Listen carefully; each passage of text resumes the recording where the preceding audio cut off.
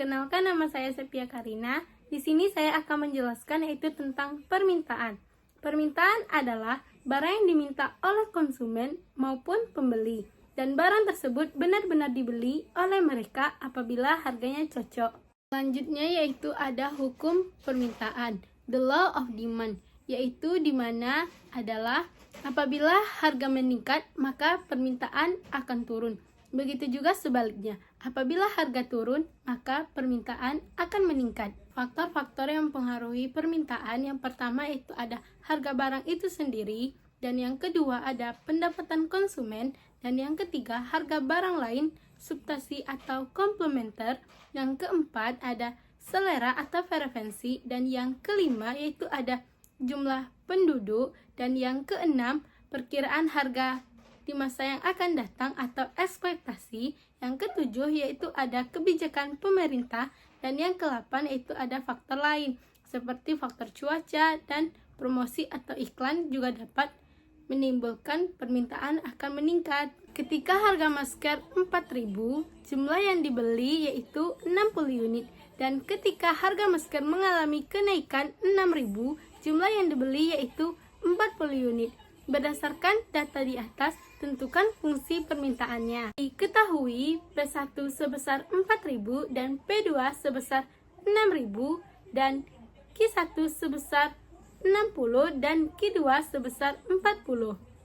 Berdasarkan rumus, P dikurang P1 per P2 dikurang P1 sama dengan Q dikurang Q1 per Q2 dikurang Q1 dan P dikurang 4.000 per 6.000 dikurang 4.000 sama dengan Q dikurang 60 per 40 dikurang 60. P dikurang 4.000 per 2.000 sama dengan Q dikurang 60 per min 20 dikali silang, yaitu hasilnya min 20P ditambah 80.000 sama dengan 2.000 Q dikurang 120.000, dan hasilnya dipindahkan ruas menjadi min 20P ditambah 2.000 Q sama dengan 120 dikurang 80.000, dan untuk mencari P maka min 20 dijadikan pembagi dan hasilnya menjadi P sama dengan 2.000 Q dikurang 40.000 dibagi min 20, dan hasilnya P sama dengan min 100 Q ditambah 2.000 atau P sama dengan 2.000 dikurang 100 Q. Berikut adalah grafik permintaan. Apabila harga 4.000 maka permintaan 60, dan apabila harga 6.000 maka permintaan yaitu 40, dan ini adalah grafiknya. Assalamualaikum warahmatullahi wabarakatuh. Perkenalkan, saya Salwa Zahrabila dengan NIM C0E025029 dari kelompok 1 akan menjelaskan materi penawaran, permintaan, dan keseimbangan. Jadi, di sini saya akan menjelaskan materi penawaran. Baiklah, jadi penawaran itu adalah sejumlah barang atau jasa yang ditawarkan oleh produsen kepada konsumen pada suatu harga tempat tertentu. Jadi, faktor-faktor yang mempengaruhi penawaran yang pertama itu adalah harga barang itu sendiri. Jadi, kita ambil contoh dari beras. Jadi, ketika harga beras meningkat, maka penawaran beras juga ikut meningkat. Ketika harganya meningkat, kurvanya akan bergerak ke kanan atas.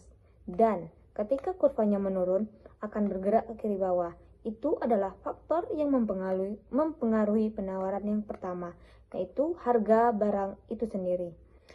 Yang kedua adalah harga barang lain. Harga barang lain kita ambil contoh dari sisi substitusi. Untuk substitusi kita akan mengambil contoh dari beras dan jagung. Karena substitusi ini bentuknya saling menggantikan, jadi apabila harga jagung mengalami peningkatan, otomatis produsen akan merasa lebih untung ketika menjual jagung dibandingkan beras.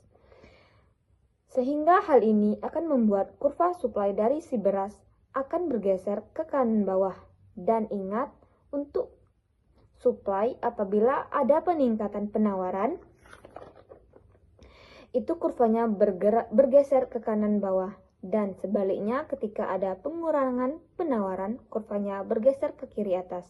Dan apabila jagung ini menurun lebih rendah dibandingkan harga beras, otomatis produsen akan merasa lebih untung menjual beras dibandingkan jagung. Maka hal itu akan membuat kurva supply dari si beras bergeser ke kiri atas. Faktor yang ketiga adalah teknologi. Jadi, apabila ada peningkatan teknologi, maka akan menyebabkan produksi barang itu meningkat. Jadi lebih efisien dalam satu waktu, bisa memproduksi banyak barang lebih banyak sehingga kurva supply-nya akan bergeser ke kanan bawah. Ini kalau teknologinya meningkat karena produksi semakin efisien, maka banyak produksinya, dan sebaliknya, ketika mungkin ada teknologi yang justru menurun, maka bergeser ke kiri atas. Dan yang terakhir adalah biaya produksi. Biasanya bisa dari upah, modal, sewa, dan lain-lain. Jadi, ketika biaya produksi perusahaan itu meningkat, seperti kenaikan upah, itu akan menyebabkan produksinya diturunkan karena rugi kalau misalkan biaya produksi meningkat tapi produsen nggak diturunkan. Sehingga ketika biaya produksi meningkat akan menyebabkan penawaran suatu barang tersebut turun, jadi bergeser ke kiri atas. Dan sebaliknya, misalnya ada penurunan biaya produksi karena upahnya menurun, maka ini adalah peluang emas bagi perusahaan meningkatkan produksi, sehingga kurva supply-nya akan bergerak ke kanan bawah. Kalau ke kanan bawah, otomatis kuantitasnya makin banyak, harganya turun. Dan sebaliknya, kalau kurva supply bergeser ke kiri atas, kuantitas akan turun dan harganya akan meningkat. Dan ini adalah grafik dari kurva penawaran. Kurva penawaran menunjukkan hubungan antara harga dan jumlah barang yang ditawarkan produsen.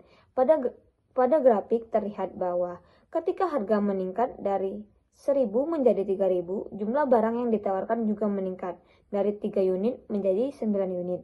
Hal ini menunjukkan adanya hubungan positif antara harga dan jumlah penawaran, sehingga kurvanya akan bergerak ke kanan atas. Hukum penawaran atau supply itu berbunyi ketika harga suatu produk meningkat, maka penawaran pada produk itu akan ikut meningkat. Dan sebaliknya, itu adalah perspektif dari produsen. Baiklah, saya Agustisan Agatha Sitepu dengan NIM C0E025005 akan menjelaskan tentang materi keseimbangan pasar. Harga keseimbangan.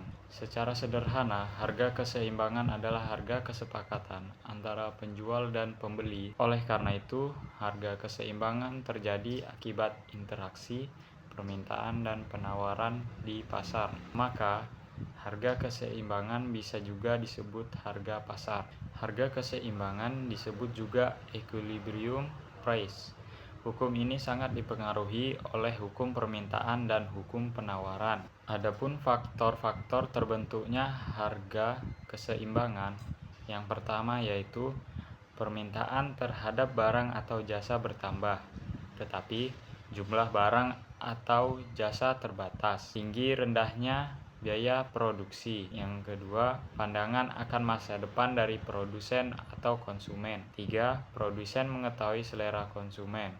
Dan yang terakhir yaitu penawaran terhadap barang atau jasa bertambah, tetapi daya beli konsumen tetap atau berkurang. Peran dan fungsi harga keseimbangan dalam perekonomian. Yang pertama, menunjukkan bagaimana perubahan kebutuhan masyarakat.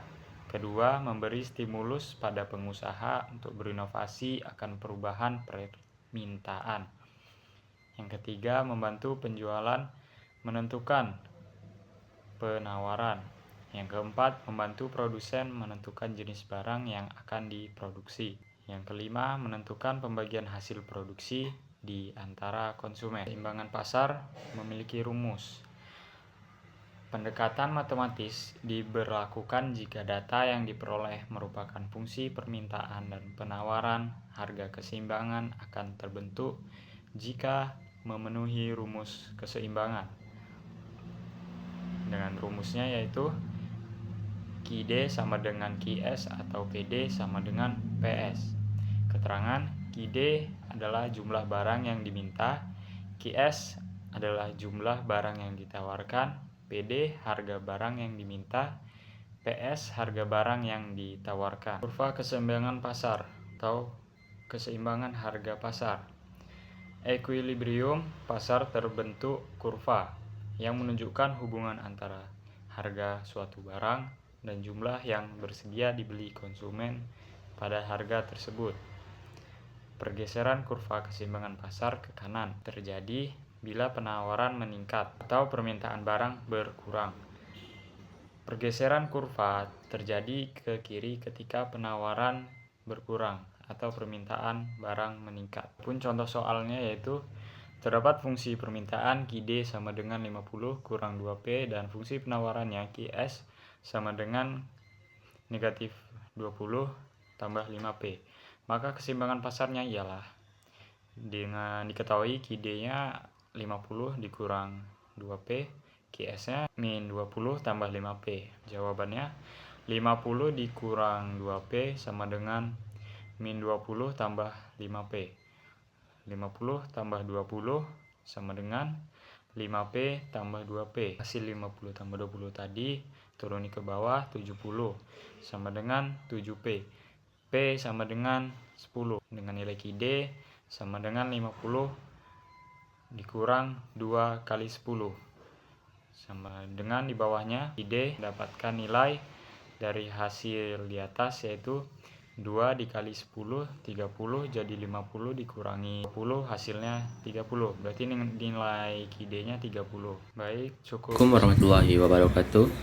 Perkenalkan, nama saya Abelio Deyuna dengan CIM C0E025027. Nah, di sini saya akan menjelaskan tentang harga keseimbangan pasar. Seperti yang bisa kita lihat, harga keseimbangan pasar itu adalah di mana konsumen ataupun produsen itu sama-sama tidak ingin menambah atau mengurangi jumlah harga suatu barang. Nah, jadi itulah yang dimaksud dengan harga di keseimbangan pasar. Nah, gimana jika harga itu naik? Harga itu di atas dari titik keseimbangan atau harga keseimbangan. Nah, yang terjadi adalah permintaan akan berkurang karena ya seperti harga yang naik, konsumen akan cari yang lebih murah gitu. Karena ya sifat manusia itu tidak ingin rugi atau ingin mencari yang lebih murah gitu. Nah, permintaan akan berkurang dan penawaran akan bertambah. Karena apa? Karena itu adalah kesempatan bagi produsen untuk mendapatkan keuntungan. Nah, gimana jika titik keseimbangannya itu turun atau harga di bawah titik keseimbangan? Nah, yang terjadi adalah permintaan akan bertambah dan penawaran akan berkurang. Karena apa? Karena harga murah, ya konsumen ini akan langsung menambah gitu. Kayak dia akan langsung membeli banyak untuk nyetok atau apapun itu karena lebih murah. Dan produsen akan mengurangi penawarannya. Karena apa? Karena keuntungannya sedikit. Nah, saya berikan contoh seperti ada di harga 15.000, 14.000, 13.000, 12.000 dan 11.000. Nah, di sini titik harga keseimbangannya itu adalah di tengah-tengah 13.000. Kita misalkan yang 13.000 ini itu permintaannya 600 dan penawarannya juga 600. Nah, gimana jika harganya naik misalnya jadi 14.000? Nah, harga permintaan akan berkurang. Misalnya menjadi dari 600 ke 400 misalnya. Dan penawarannya akan bertambah dari 600 menjadi 800. Begitupun sebaliknya. Jika harganya kurang, misalnya di 12.000 atau 11.000. Nah, permintaan itu akan bertambah menjadi 800 mungkin atau 1.000. Nah, dan penawarannya akan berkurang menjadi 400 atau 200. Nah, mungkin Sekian dari penjelasan saya. Saya akhiri. Assalamualaikum warahmatullahi wabarakatuh.